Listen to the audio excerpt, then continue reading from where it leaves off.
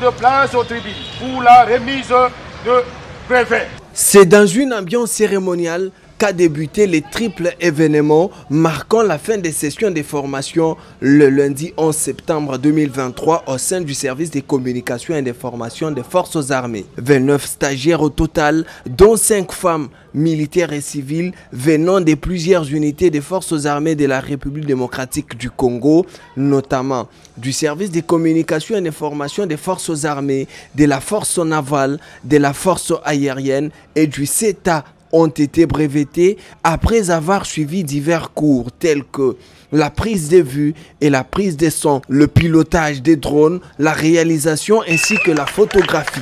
La cérémonie de clôture a été présidée par les représentants du commandant du service des communications et des formations des forces armées, le général des brigades Batabombi Apanza Jean-Daniel, commandant second en charge des opérations et renseignements de cette unité. En présence du conseiller à la réforme, le général capitaine Assambwa Jacques et devant les officiers et soldats de l'état-major et d'autres unités. Dans son allocution, le chef du département audiovisuel, le lieutenant-colonel diplômé d'état-major Luzolo Maïmona Simplice, a rendu un vibrant hommage à son excellence monsieur le président de la République démocratique du Congo, Félix Antoine Tshisekedi Tshilombo, pour son accent particulier à la formation et ses efforts redoublés pour modeler l'armée. Il a poursuivi ce mot en se disant fier du travail que certains opérateurs de prise de vue et de son accomplissent déjà sur terrain et exhorter les récipiendaires à mettre en œuvre les théories apprises afin de toujours rendre un travail excellent au sein du service de communication et d'information des forces armées.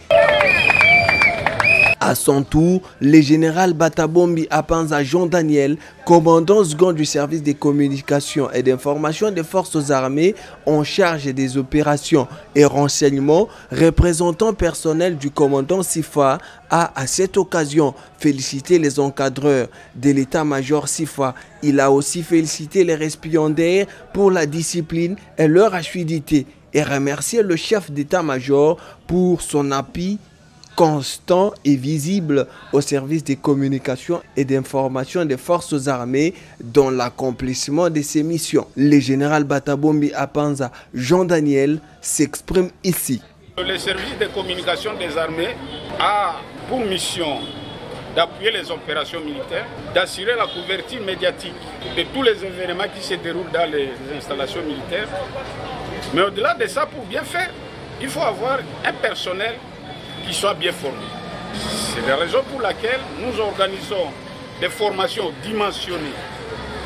À l'espèce, les cas d'aujourd'hui, c'était dédié spécifiquement pour les opérateurs de prise de vie, de prise de son, et de pilotage des drones, etc. Parce que ce sont ceux-là. Désormais, on va avoir des images qui parlent.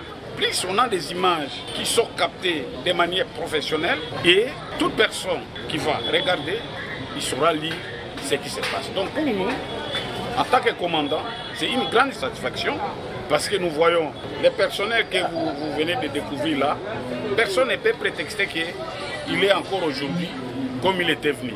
Il y a un changement total parce que nous avions observé, nous suivions de manière permanente leurs prestations au cours de leur stage. Donc, c'est pour vous dire que nous sommes déjà rassurés pour dire, voilà, nous avons un personnel qui va non seulement fonctionner ici au niveau de l'état-major du SIFA, mais il sera également déployé dans d'autres grandes unités pour remplir avec professionnalisme les tâches qui leur seront confiées.